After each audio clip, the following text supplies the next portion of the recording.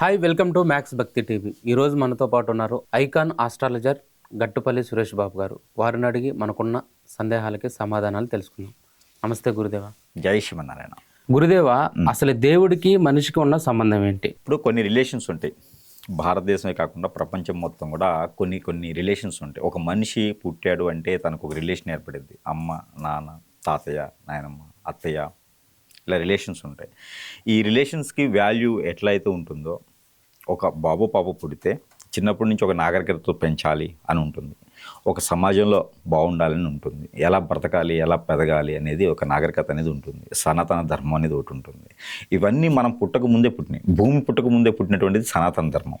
ఇవన్నీ కూడా మన పెద్దలు ఎలా అయితే చెప్తారో, మన ఫ్రెండ్స్ ఎలా అయితే చెప్తారో, పెద్దలు పట్టించుకోకపోతే ఫ్రెండ్సే కదా, ఇంకా ఫ్రెండ్స్ ఎలా అయితే చెప్తారో, లేకపోతే తన జాతకం బాగాలేక తను ఎలా అయితే ఉండాలనుకుంటారో అలా బతుకుతూ ఉంటారు. కానీ ఎక్కడో దగ్గర ఒక రిలేషన్ అయితే ఏర్పడుతుంది. ఈ రిలేషన్ ప్రకారంగానే మనిషి జీవిస్తాడు. దీనికన్నా ముందున్నయే జాతకాలు. జాతకాలు లేకుండా, నక్షత్రాలు లేకుండా అయితే మనం లేము. భూమండలం, మనం భూమి మీద అయితే ఉన్నాం కదా. భూమి మీద ఉన్నప్పుడు భూగ్రహం అయితే ఉంది కదా, భూమాత భూగ్రహం అయితే ఉంది కదా, ఆకాశం అయితే ఉంది కదా.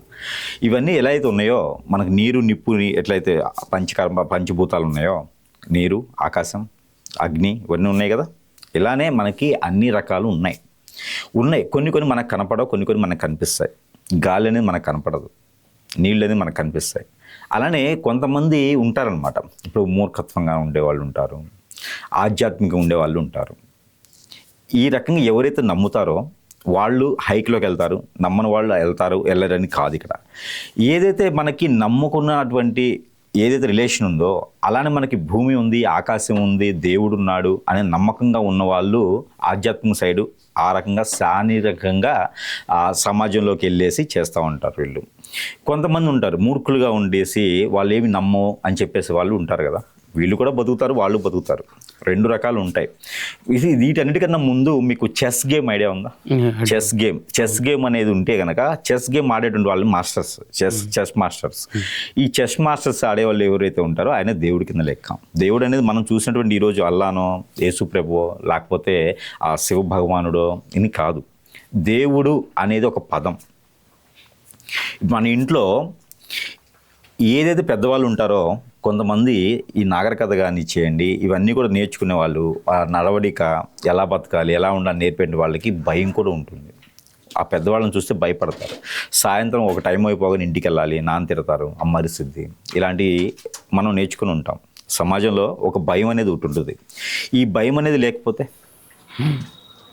సమాజంలో ఈ భయం అనేది ఉండదు, విచ్చలవిడిగా ప్రవర్తిస్తుంటారు. అంతేగా. ఇప్పుడు పోలీస్ అంటే ఒక భయం ఉంటుంది మీకు, లాయర్ అంటే ఒక భయం ఉంటుంది. పోలీస్ అంటే ఎందుకు భయం? హెల్మెట్ పెట్టుకోకపోతే బండి ఆపేస్తాడు, ఎవరిని కొడితే పోలీస్ స్టేషన్లో పెడతారు, ఇలాంటి భయాలు ఉంటాయి.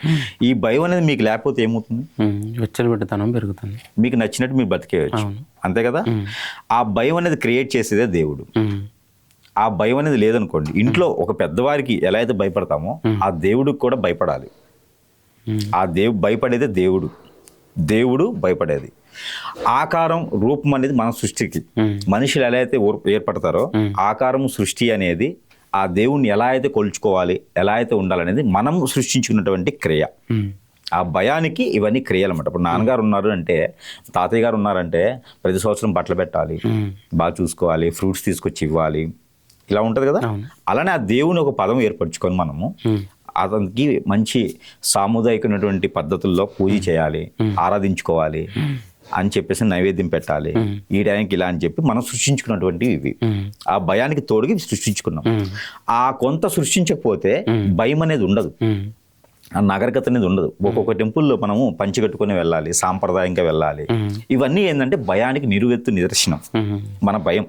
ఇప్పుడు మనం ఏదన్నా 1 కోటి రూపాయలు అన్యాయంగా సంపాదిస్తే నేను అనుకుంటారు, ఈ పని నాకైతే నేను ఒక 20% నేను టెంపుల్లో వేస్తాను అని అనుకుంటా. అట్లనే కదా అన్ని టెంపుల్స్లో ఆదాయాలు వస్తుంది, అలానే కదా.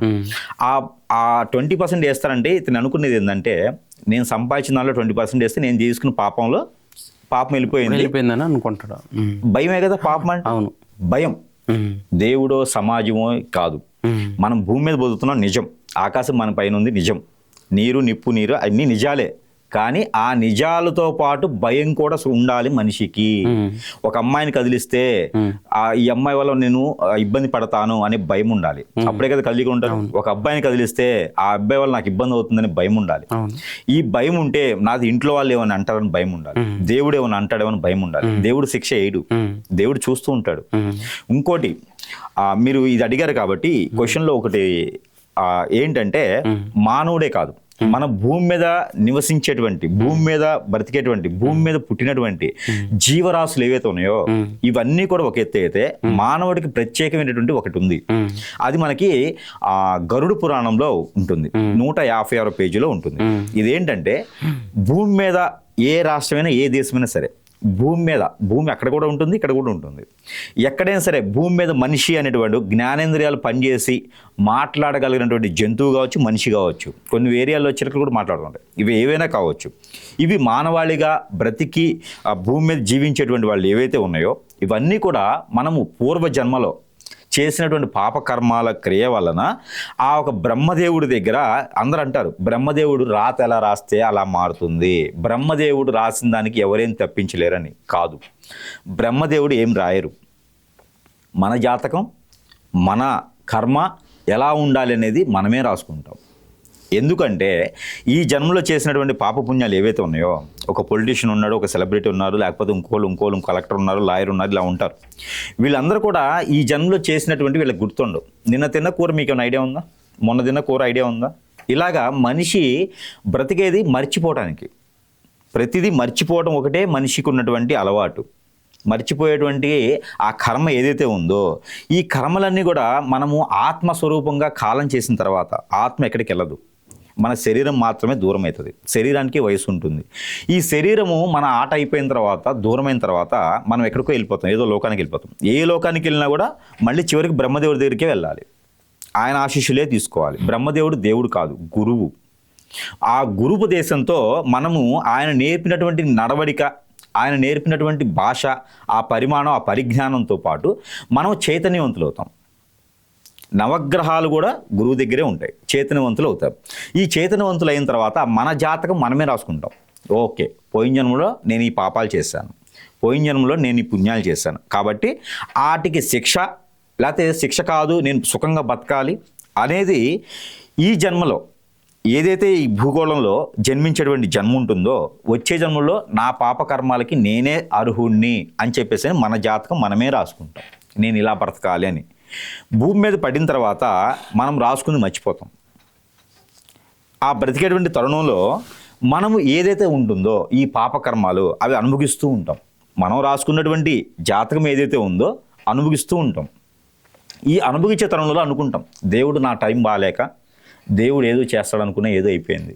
నువ్వు రాసుకుంది ఏది, దేవుడు ఏం చేయలే, దేవుడు చూస్తూ ఉంటాడు. అయితే మనకి ఏదైనా ప్రాబ్లం వస్తే ఆ దేవుడికి ఎంత ముఖ్యం ఉపయోగం లేదు అని మూర్ఖుడు అవుతాడు. ఆ దేవుడు నాకు ఏం చేయలేదు, నేను 1 కోటి రూపాయలు పెట్టి యాగం చేశాను, నన్ను గెలిపించలేదు, 1,00,000 రూపాయలు పెట్టి నేను పూజ చేశాను, నాకు సెలబ్రిటీకి అవకాశం రాలేదు, 1000 రూపాయలు పెట్టి నేను అభిషేకం చేశాను, నాకు ఎటువంటి పెళ్ళి అవ్వలేదు. ఇవన్నీ కూడా ఏంటి, దేవుడి మీద నిందలు. దేవుడు అనేది ఎప్పుడు ఏం చేయడు. అయితే దీనికి మనకి ఏదైతే దేవుడు ఉందో ఈ దేవుణ్ణి నమ్ముకోవడం, ఈ దేవునికి సంబంధించినటువంటి ఇది ఏదైతే ఉందో అది జ్యోతిష్యం కింద, వాస్తు కింద పరిగణిస్తారనమాట. ఇది మనం సెకండ్ దాంట్లో చూద్దాం. అయితే మనకి ఇప్పుడు ఈ దేవుడు ఉన్నది కదా, ఈ దేవుడి మీద భయంతో మనం చేసేటువంటి క్రియలు కావచ్చు, మనం చేసేటువంటి తప్పులు కావచ్చు, ఇవి మళ్ళీ జన్మలో మళ్ళీ మనమే రాసుకొని మనమే భూమి మీదకి వచ్చి మనమే అనుభవిస్తూ ఉంటాం. ఇది దేవుడికి మనిషికి, దేవుడికి జీవరాశులకు ఉన్నటువంటి వ్యత్యాసం. ఇది ఇలా నడుస్తూ ఉంటుంది అన్నమాట.